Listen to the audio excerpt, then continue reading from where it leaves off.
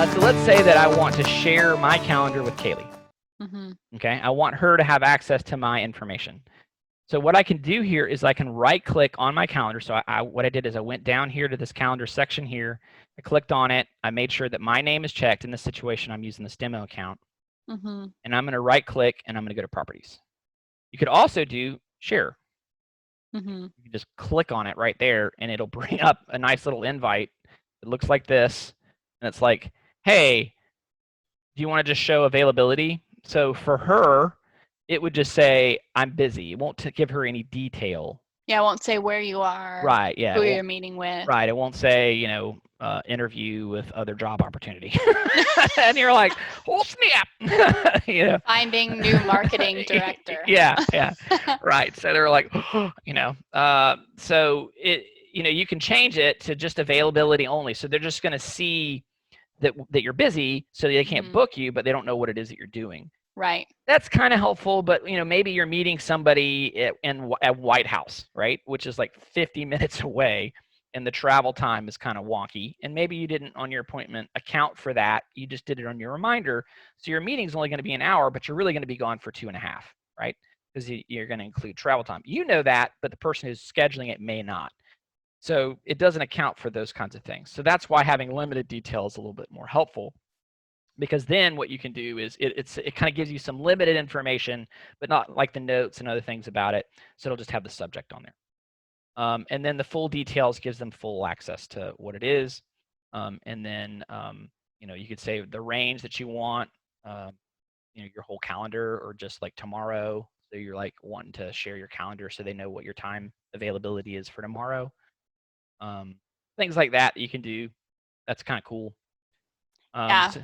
I have access to your calendar in full detail so that I can keep track of you and also know when you're free so that we can squeeze stuff in. Yeah. But I have his in green and mine is a different color. Mm-hmm. So when it shows up on my calendar, it shows up as a different color, which is really helpful so that oh, okay, this is Bobby's stuff, but then this is mine in blue, So it's not as confusing as some may think if it's just piling up all your stuff.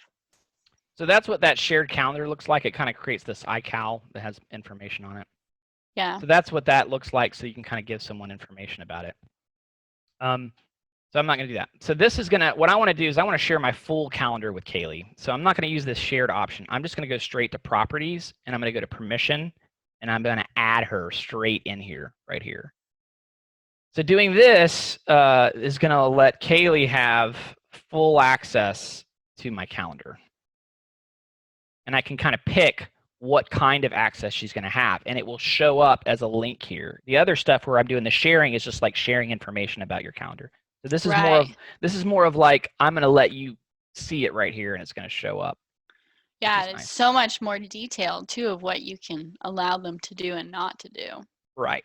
So in here you can say, okay, owner, basically they can schedule and do anything they want.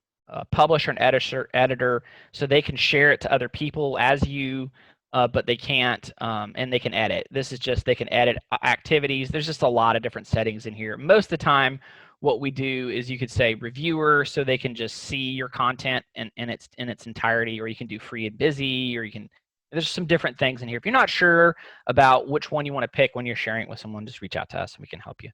But these are great choices, and you have a lot more granular detail about how you do it. So I really like using this method better than the other one.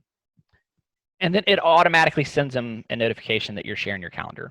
But if not, you can add the calendar. You can add like an additional calendar in here, like right here. Mm-hmm. So if Kaylee shared out the calendar to you and it's not showing up for whatever reason, you can just use the address book to go get it.